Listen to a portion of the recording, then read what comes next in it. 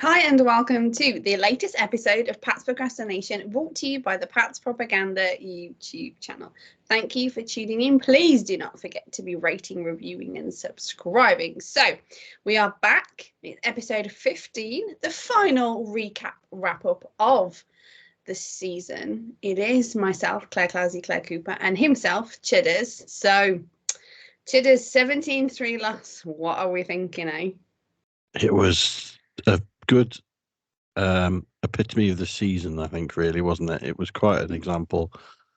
A severe lack of offense, a defense which fought for most of the game, but ultimately wasn't able to stop enough points going on the board, and a lot of question marks now going into the off season rather than to another week of games.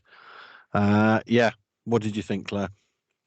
Wasn't even a tight loss, was it? It was just a loss at the end of it, really. 17-3. Very disappointing. I mean, at the end, I genuinely thought, like, the following day and things like that, I'd be really kind of like, oh, it's terrible and all this. And I was so kind of indifferent. And I think that really shows as to what we've had to go through this season, that a really crappy loss against the Jets just was like, okay, That's what's actually next? that's interesting, because I had almost the opposite feeling. As you're well aware, I was rooting for the loss going into the Yeah, weekend. well And aware. to be fair, essentially that is how I wanted to come out of the game.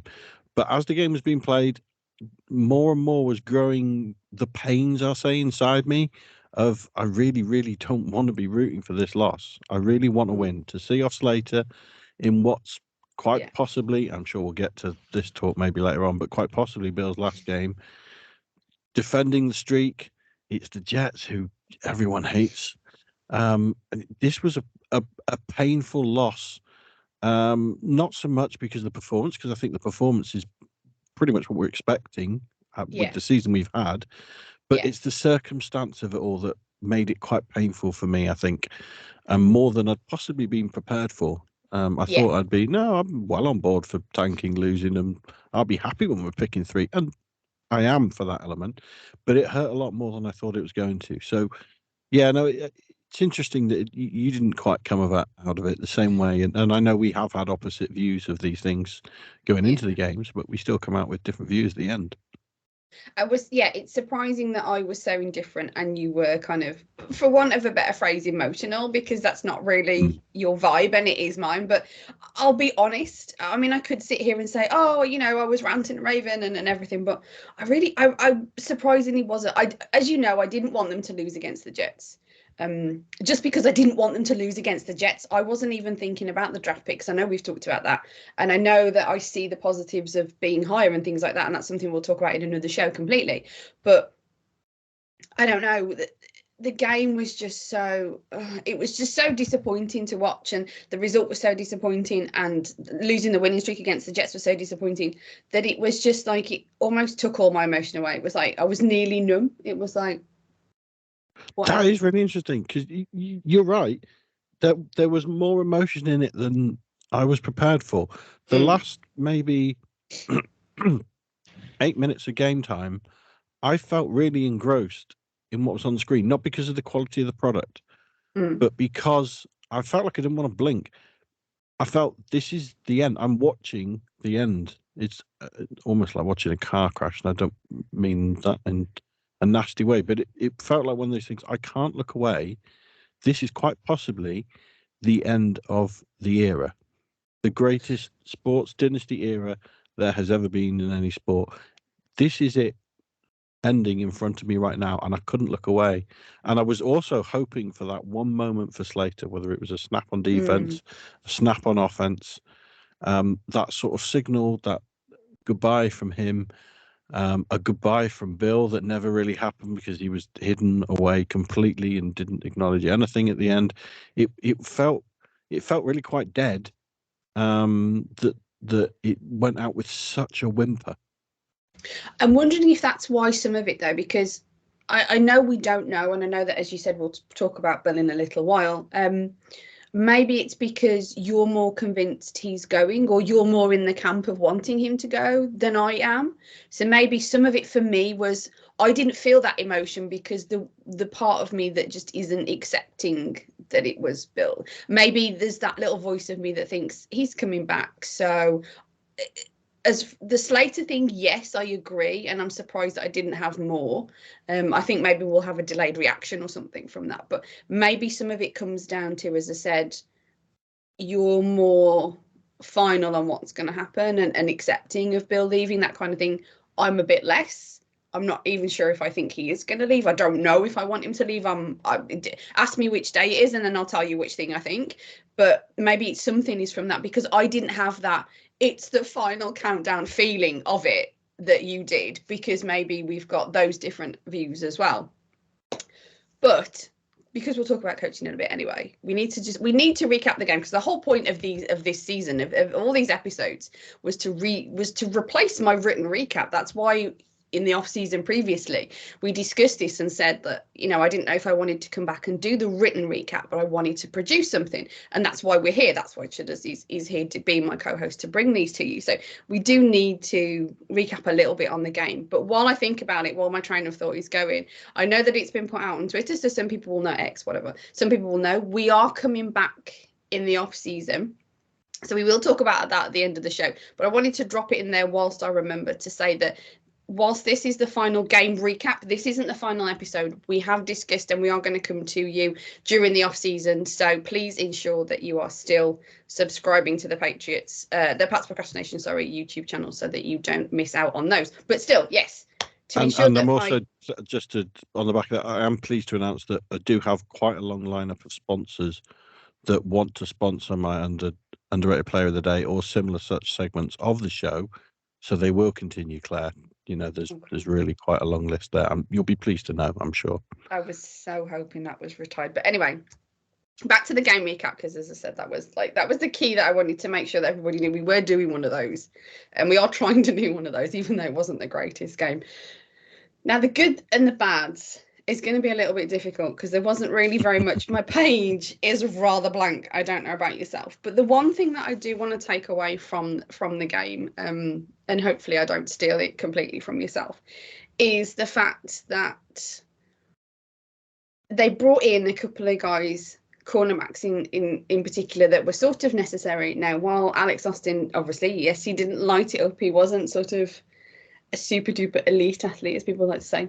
He is a good NFL cornerback, and I think he really proved his worth in the last couple of games. I think he really fought for his position, and that's something that I think links back to Bill for me. And there was one thing that I wanted to sort of link back to that player. Again, he's talking about the coaches, so I do apologise. I know I did say that I wanted to try and move this on, but for me, Bill picks up these kind of defensive scraps, if you like, and I mean that with no disrespect to Alex Austin, and makes them work. The defense works on, yes, they've got quality players, but it also seems to work on with these sort of, what do you call it, diamonds in the rough, or, you know, that kind of thing. And it made me think about last season and how he used Matty Patricia. And when the Andrew Callahan Doug article came out and it was discussed, if you haven't read it, it's on Boston Herald. In that, it was mentioned that Bill Belichick had said that it was indicated that he wanted to run it back again with Matty P for the second year. He wanted to, because it was an iota successful. And that made me think about how Belichick has these sort of scraps of defensive players and makes them work, and they work in the system. And I wondered if the reason that Bill had Matty do that, had Patricia do the offense, was because he could see what he could do on defense, as in the organization, bring these scraps in and make something successful with them. And maybe he was trying to associate that skill set and translate it into how they work in the offense and how they produce on the offense. And the one guy that he trusts, we know, is Patricia. We know he trusts him, and we know that he's a smart guy. He's a defensive guy, but he's a smart guy. And I'm wondering if that is why he plucked this defensive guy and put him in offense, because he said, right, we know how we can make these things work. Let's transition them into offense. And Matty's the best person to maybe evolve into that, because he's so smart, because I trust him. And although the first year wasn't greatly successful because he was lacking in personnel, because he needed an O-line coach really to make it work. And maybe that's why Bill was so frustrated that he didn't get the second year to do it with Patricia, because I know you're not going to agree with me. No, it's just that it's a thought that I had about the fact that these kind of no-name players or whatever come in and just are so successful in the defense, and they seem to have done that for years and years and years. Maybe Bill's like, right, how do I work out how to do this on offense? And that's what he's been trying to do. And like I said, I know Matty's the defensive guy, but he's intelligent. So that was his thought process. Now I'm speculating. Obviously, I can't, assume his thought process. But I'm wondering if that's why he did this crazy ass thing of bringing in a defensive guy and putting him through offense. We've got some skill set that we need to transition from defense to offense. Let's see how we can work this in through our system and become a team that brings these scraps in on defense and is successful, and brings these scraps in on offense and are really successful as well. And he was in that transition period. And then Kraft put his foot down and said, I want a proper offensive coordinator. So Bill kind of had to abandon his little project, if you like, of trying to evolve the offense. Now, we don't have to talk about it because I can see by your face you don't agree with me. But it was a thought that I had following sort of how Alex Austin worked out and how he's on most people's good lists recently and stuff like that. So that was just a random thought that I had that I wrote into PU as well yesterday, and they didn't read my email. So there you go. Obviously, nobody's going to agree, but I'll respond quickly. I'll respond quickly, and like I say, we don't spend too much time. There's no point, really. I understand. So I understand the premise you're putting out there, and possibly from Bill's perspective, that you may well be right with the way he was thinking. For me, though, that's just a reason why I think they need to go in a new direction now. That failed so badly, and if Bill leaves and Bill goes to the Commanders, the Chargers, the Cowboys, wherever, if he finds a new landing spot, if day one he says to that new owner, oh, by the way, the first point of call I'd like to do is I'd like to install Matt Patricia as my offensive coordinator because I had this grand plan which I didn't get to see out in New England, then quite possibly he could set a new record for the shortest time held as a head coach and beat his previous record with the Jets, because it's a ridiculous plan. Yeah, I have one argument to throw, but no, I didn't say it wasn't a ridiculous plan. I'm just saying it's maybe a thought process. And I have one argument to you that you said it wasn't very successful. Yeah, because bringing in a proper OC was even more successful, wasn't it, Chudders? You can throw that grenade and try to provoke me into debate about O-line and Mac Jones and everything else. I agree. This season has obviously, from a results perspective, has been worse. No, but that's what you're using as an argument, so I'm throwing it back. But anyway, like you said, I'm not thinking that Patricia was the right answer last year in any shape or form, no matter how successful or not Bill O'Brien's been this year. But let's not dwell on that. I thought I had a good thought process there, but anyway, so your goods then. Have you got any goods from this Jets game? Oh, not many. Not many at all. They didn't move the ball on offense. If we're looking at that first, a good. You can't throw a sneaky negative in your goods. Rieger got a shot at receiver. He had a good run and a good reception. It wasn't anything that's lighting you up, but thinking brilliant, amazing. We've got even a wide receiver 3 here, and you haven't. But you may have a rotational number 5, number 4 at best. He's going to get in a camp battle now. He obviously returned the touchdown, and he's now had a couple of snaps on offense, and he looked okay. I wouldn't say much more than that. He looked okay. I think he'll get a shot in the offseason. He should hopefully be kept around, and let's see what he can grow into without any great high expectations. But you might even say I'd rather see him out there than Thornton or Parker or some others who really haven't performed the past few years. You might see more potential in Rieger, and I'm only suggesting as a 4 or 5, not as a number 1, before you compare him to Parker. Elliott was okay. I thought he led again in receiving. Zappi didn't have a great game, and Andrews was another one. You aren't supposed to steal all the goods. You know, it's supposed to be like a shared thing. What are your goods, Claire? Well, there's none left now because you already said Jake Andrews as well. So you even took the tiny little sprinkling of dust that I was going to say about him. But no, you're quite right. Sound off about Andrews. No, just you go. Really, no, drink my coffee. Let you carry on. Well, to be fair, it wasn't Jake Andrews I was going to talk about. So if you'd like to talk about Jake Andrews, you can. It was David Andrews I was going to talk about. Please continue. So I was trying not to have the same emotions as for Slater and Bill for Andrews, because it does feel like Dave's coming back. And I think it's really key. Whoever is the new coach, offensive coordinator, Andrews is now your last vestige to the Patriot way, to the old Patriot. And you may not, you may suggest that they need to get away from the Patriot way now, or from the Bill Belichick way, certainly. But he feels even more of that sort of grandfather figure now of that locker room, where Slater was probably the number one captain previously. That baton gets handed over to Andrews now, and I've got a question around that later on.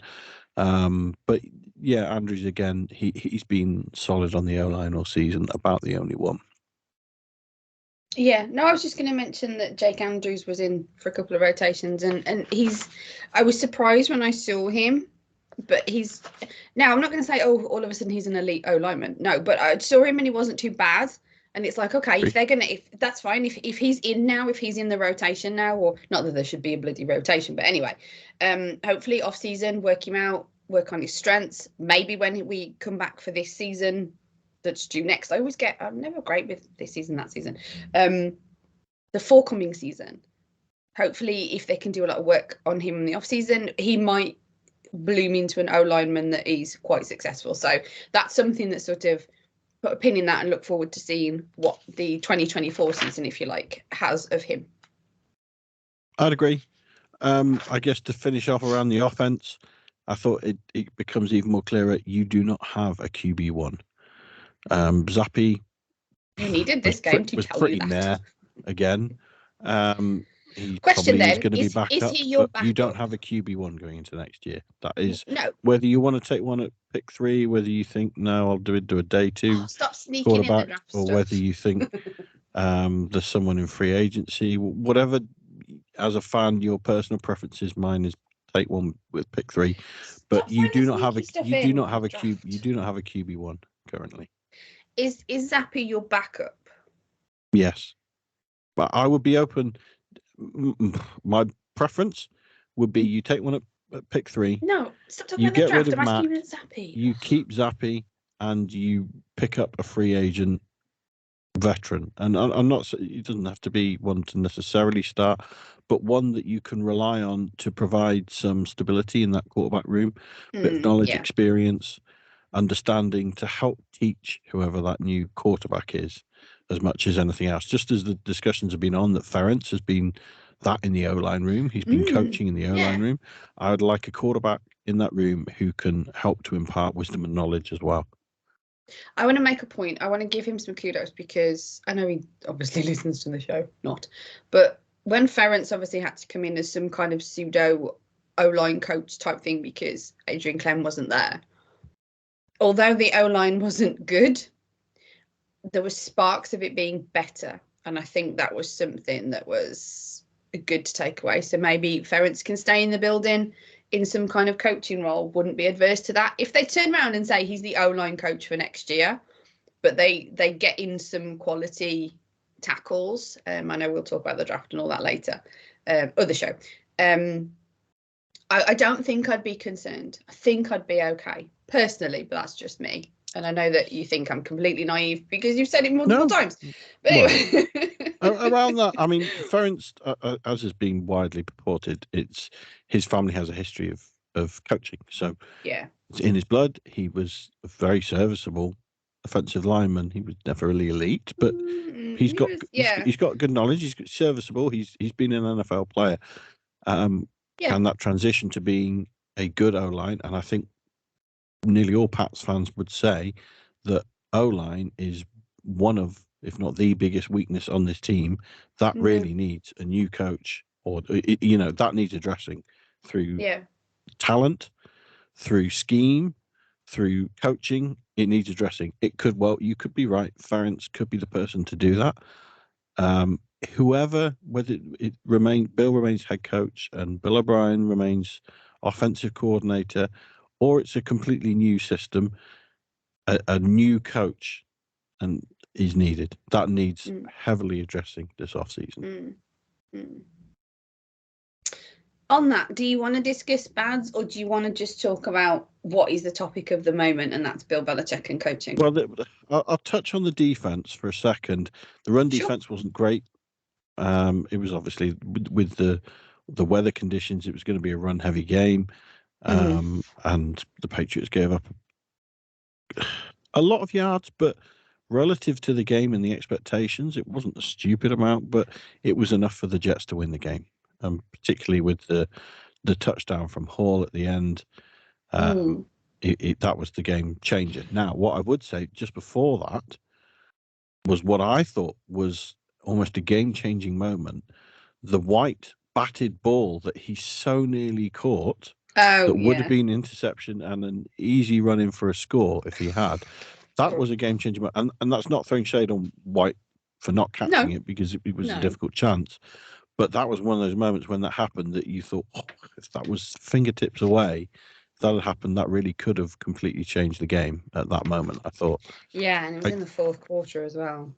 Yeah, I agree, Alex Austin. I thought he's earned himself a competition spot next season.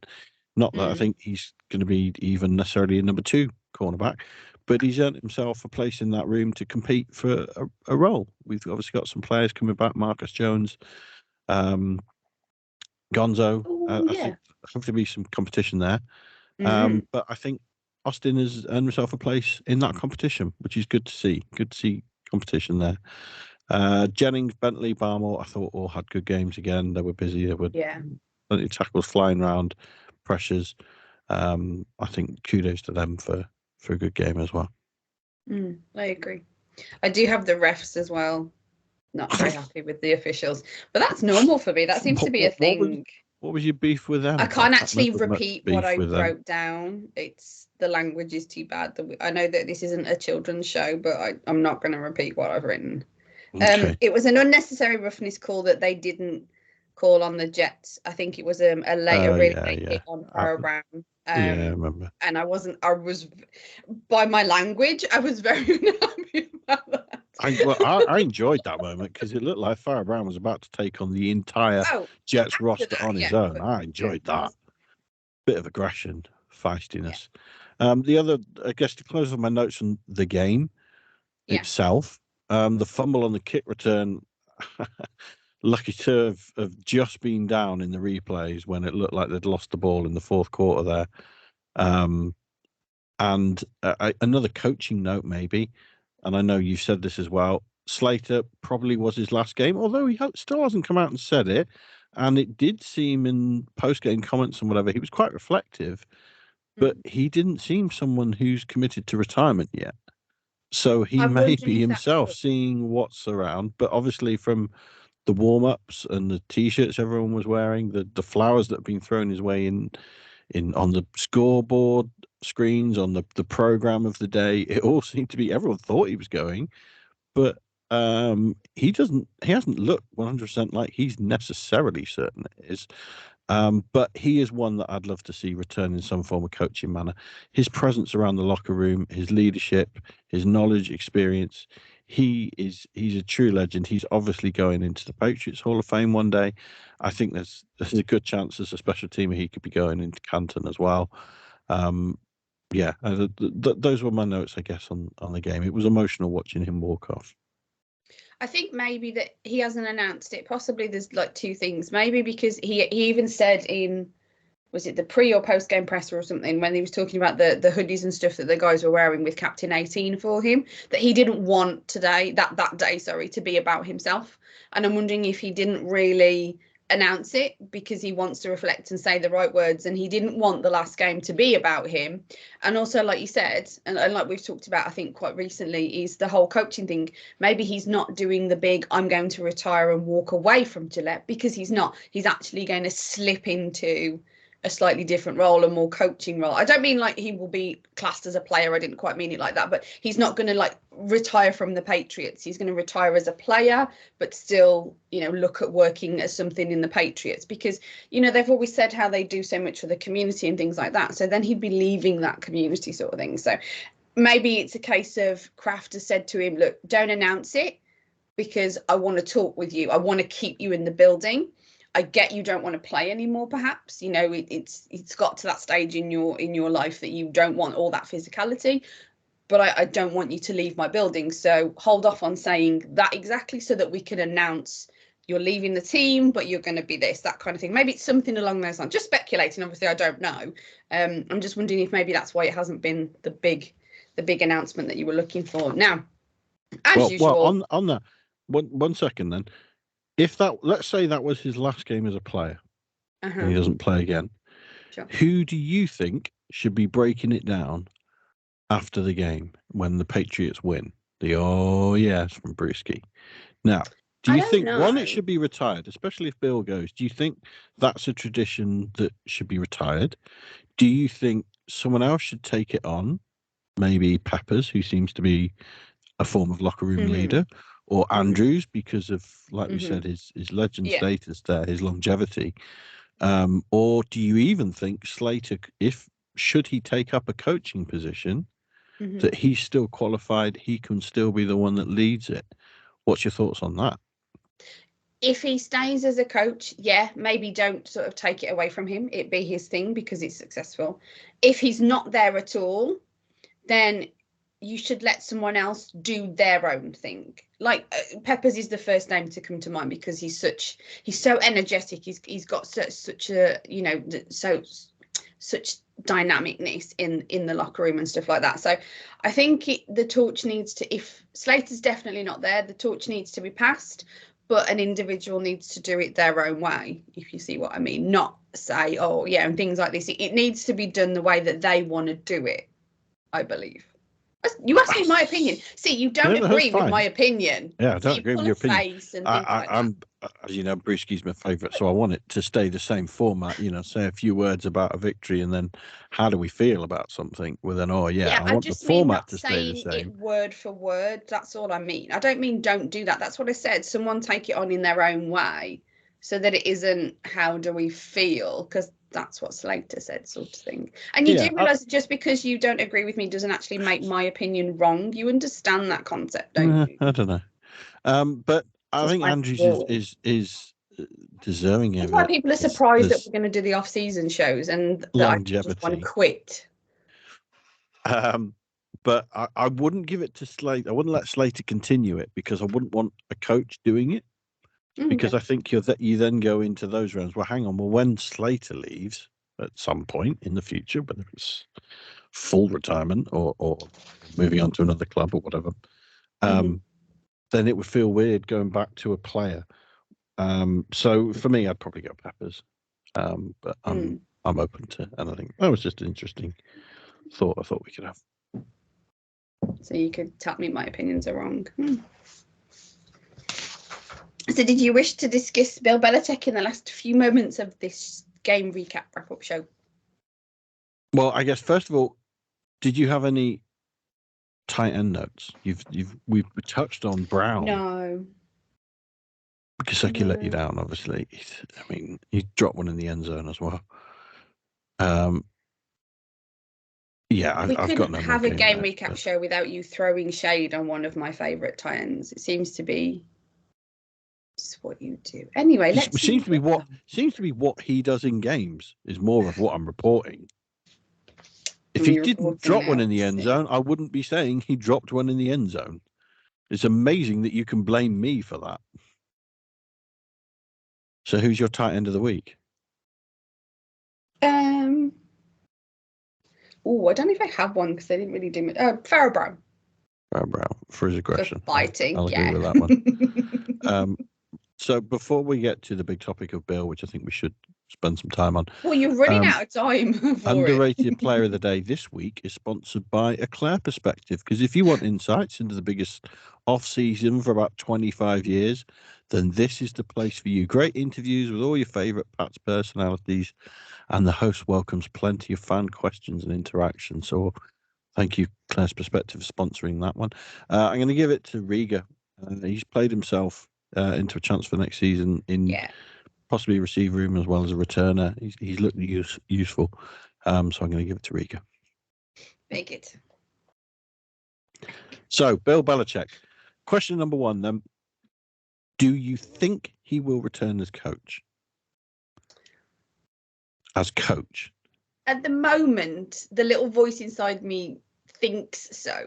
Now, I just need to preface that with, I don't know if that's what I want as a fan. That's just the to be question clear. coming next. Just to be clear, I don't know at this point what I want, but there's just that part of me, excuse me, that's thinking, yeah, he's not going to leave.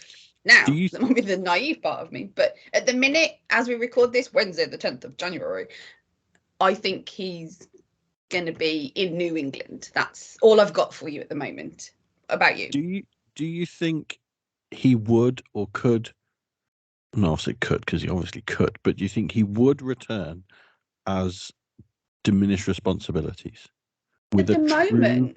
GM in? Do you think he? Because he in his post game quotes, he kind of said, "Oh yeah, no, I'll do whatever's in the interest."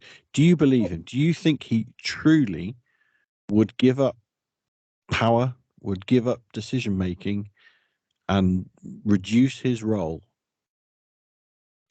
Well, I'm glad you mentioned, because I wanted to actually, I was going to quote it because I printed it off. Asked whether he would consider relinquishing personnel authority, Belichick said, "Look, I'm for whatever we collectively decide as an organisation is the best to help our football team. I have multiple roles in that, and I rely on a lot of people to help me in those responsibilities. Somebody has to have the final say. Whatever that process is, I'm only part of it." Now, there is the part of that that's basically he's saying he wants to be in New England, and if he isn't, he didn't necessarily decide that. Yeah. Oh no, that was I'm under contract. I'm going to do what I always do, which is every day I come in, work as hard as I can to help the team in whatever way I can. So yeah, it sounds like to me that he wants to be in New England. It sounds like he will accept that coaching role. However, what do they always say? Don't look at what they say, look at what they do. Exactly. Isn't that what Fred always says on PU? Uh-huh. So to be honest with you, at the moment, as I said, as we record this, I think he'll be back. I think he'd be coach if they bring in a GM. I don't know who they'd bring in as GM, so don't ask me to give you names. You know, I don't know that. So asking me the question right now, for now, yes and yes. I don't think he will be back. I don't think he would come back with diminished roles, not true diminished roles. And I don't think he wants to come back. I think the way he's been saying things is just his way of saying, "Hey, I'm under contract here. I'm not making this decision. I'm not quitting. Right. But I know I'm about to be fired." And not that he knows, but he gets the feeling that they're going to go in a new direction. And so he wants it to be known that it's Robert's decision. This isn't a mutual parting of the ways. And I think it's interesting when he says those things about how there's a collective decision and all that. Like, no, he's making the decisions. He's deciding which players get cut, which players get drafted. He's doing it. He runs that show. There may be other people in the room that have comments. They're doing what he wants. Yeah, but let's just make a point here that what I've just said and what you've just said is solely based on opinion. Yeah. Neither of us could be right or wrong. No, I'm just saying it's probably one of us will, because he either will stay or he won't. No, but you know what I mean. There's so many people with so many opinions, and I'm all for it. You know, you found your way and I'll find mine. I always say that.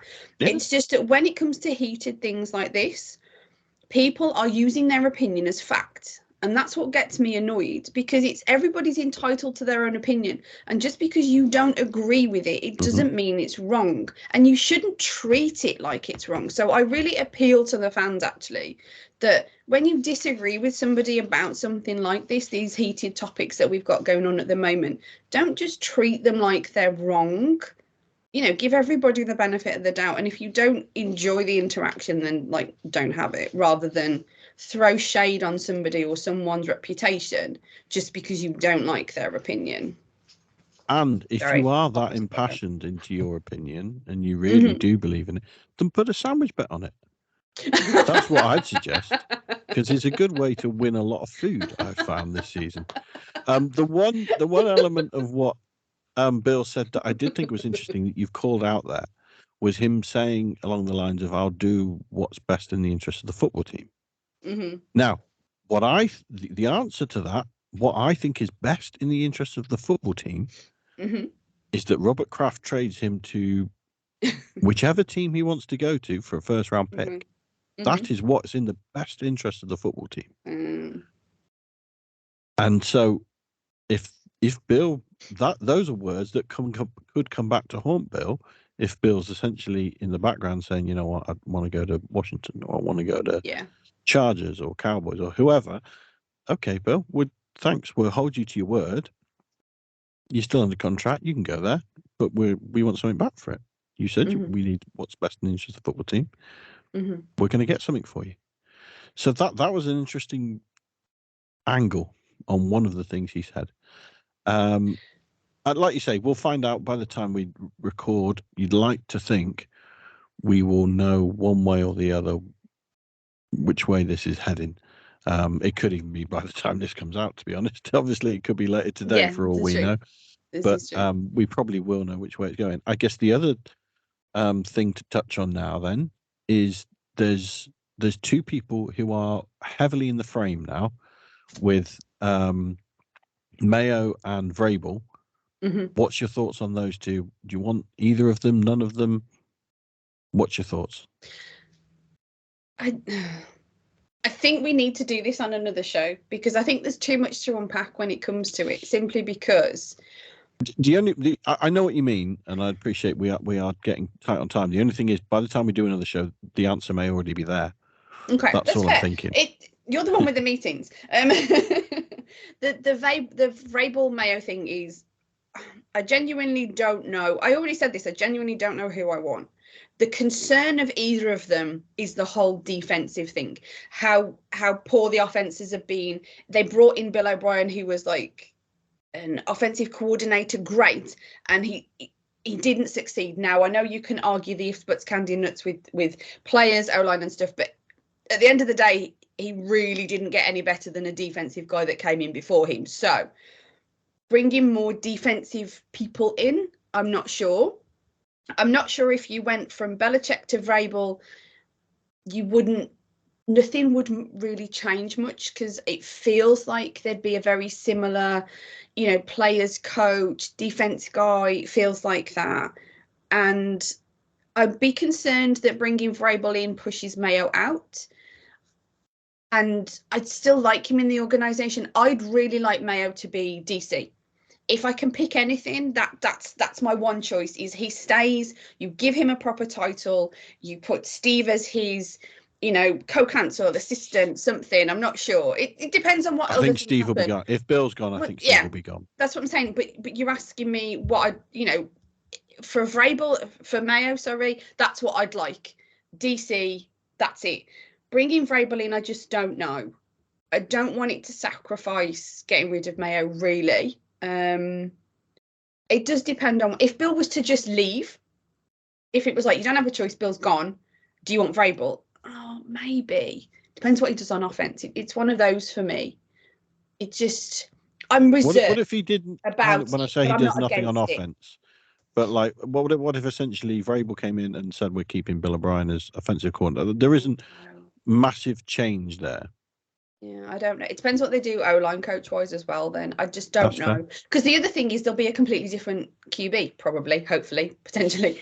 So hopefully. We finally got it out of Claire that she wants to move on from Matt Jones. It's taken all season, guys.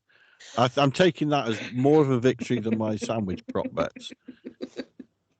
Well, I did actually argue with a Patriots fan only the other day that he was mentioning of Bill bringing in Josh McDaniels as the OC and having Mac as the quarterback, fixing Mac. And I was like, oh, I don't know if I want that. That's just dialing it all back. Why are we going backwards? Why aren't we going forwards? And I was so surprised at my attitude to that. I shocked myself. I genuinely shocked myself. I don't know if I definitely don't want it, but my initial gut reaction was no. So right now, 10th of Jan, don't know what I want. I know things will, I get that things will be different, but I can't answer the question right now. So I think we've got a few different ideas of some off-season shows we want to do, and we'll talk about those, and we'll come back with the further details and releases of those. There's a lot to look over: free agency, draft, new coaching structure, or a continuation of the current structure. There's going to be a lot to talk about. One last question, which I did write into PU, but again, I feel like it's one that needs to be asked before a decision is made on the head coach. So I'm going to quickly ask it to you. Do you think Robert Kraft and Jonathan Kraft will be in the room as well when they're talking to Bill, when they're talking to whoever the prospective head coach could be, whether that's Mayo, Vrabel, Ben Johnson, anyone, whoever it is? You had to throw that in there. Do you think one of the questions they may well ask is, what is your intention with that third round pick? Because do you think that, and I'm not saying it's the main decision, but do you think that plays in at all to what they would be thinking? Like, if they knew now, if Bill walked in with his plan Monday morning and said, hey, this is my plan for turning around the Patriots. First thing, or not the first thing, but the first thing I'm going to do in April is I'm going to trade down to 7 and I'm going to pick up the best left tackle that I can to start working on my O-line, and I'll hopefully pick up a second round pick or whatever. And you think Robert might go, oh, what are we doing? No, Bill, stop trading down. I want a quarterback. I'm not even saying that Robert Kraft has watched college football and is set on, oh, I want you to take Daniels or whoever. But do you think that's the sort of thing he would want to know, what someone's intention is with that third pick when appointing who he wants to be the next head coach? That's a really good question, and I really see your point on it, and kudos to it. Part of me, my initial reaction hearing that question was no, because it's a given they need a quarterback.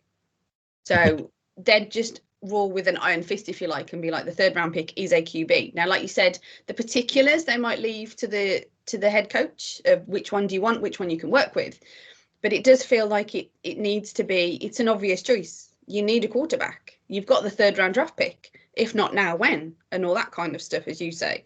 So part of me is like, well, would they need to ask it? Because it feels like it's an obvious. But yeah, it's a good thing. Yes, it's important that they know that they're on the same page. But I think that they would know that anyway. So yeah, interestingly, it's something that I think that they would need to make sure that they're certain with. And if Bill comes, if it's a case of they want Bill back and they ask Bill and he gives that answer, I would expect them, I guess, maybe this is naive as well, I would expect them to say, no, it needs to be a quarterback, because everybody sort of knows it needs to be a quarterback, really. Now, if your whole scheme is kind of, it's different now because the college game and Penix didn't fare very well and all this. There was loads going around about, high draft a tackle and move up to get Penix or whatever, the sort of the second tier of the quarterback and stuff like that. So yeah, that might be their potential plan, but I guess I'm swaying more towards myself it needing to be number 3, take him. Whichever one, take him. And it would feel that the Crafts would sort of be like, isn't it obvious? We kind of want to work, we need to go that route this year because we don't want to be at number 3 next year. But no, it's a brilliant question for them to ask. And yeah, it's very important. I can definitely see your point there on that one. Excellent. Right. Before you wrap up the show then, one of the suggestions that I've put forth to Clazzy Clare is that we do a season awards show for the Patriots. And we may well look at the best players in offense, defense, the standard ones, but also a few left wing awards, a bit of fun as well. So I would ask the readers, listeners, viewers, if you have any fun questions, any fun awards you think we should be handing out, please write to Claire, write on the comment section, and we'll Yeah. address those as well. It will be a fun off season. I think it's going to be the biggest for a long time, and we do want to get some involvement there. If anyone has any fun awards. Yeah, definitely. Hit us up in the comments on YouTube, or you can go over at Pat's Propaganda on Twitter X, or myself at Clazzy Clare, CLAZZYCLARE. So yeah, you'll see the tweets and stuff like that. So make sure you get in touch with regard to that. And as Chudders alluded to, we are looking to stay off season. It won't necessarily be every week. So yeah, make sure that you're subscribing to the Pat's Propaganda YouTube channel to get your notifications of when we're out. But we're looking at probably every 2 weeks, just to kind of cover what's been going on, to back and forth, so that we don't, it doesn't all ball up into an absolutely massive argument. We let the steam off a little bit, at least every 2 weeks. So yeah. And maybe an emergency pod if one is required. Maybe an emergency pod, and hopefully I don't need to be in my pajamas and stuff for that. I really, really hope. When they sign Ryan Izzo on a futures contract. Yeah, well, he's just gone over to the USL, so. Oh no! Yeah. You had to. We'd have to give up. Yeah. To get him. Oh. I think it's really cruel that you'd know how excited I would be if he came back to the Patriots. So it's really cruel that you don't want that, just so I could be so happy that your friend. You'd take him with the third pick of the draft, wouldn't you, if you could? No, I'm not stupid. Maybe the 7th round, which is where they took him in the first place, but not the 3rd. Don't be crazy. Just because I love him doesn't mean like he's super elite. It just means I'm going back. You don't have to tell me that. So yeah, folks, that is it for episode 15 of Pat's Procrastination, brought to you by the Pat's Propaganda YouTube channel. Thank you for tuning in for the whole season. We know it's been a tough one, so we hope that we have taken the edge off for you. From himself, Chudders, myself, Claire, Clazzy Clare, we will be back shortly. Keep your eyes on Twitter/X to make sure that you don't miss out an episode. But as I said, ensure that you are subscribing to the YouTube channel. So tune in next time, folks. And as always, go Pats. LFG.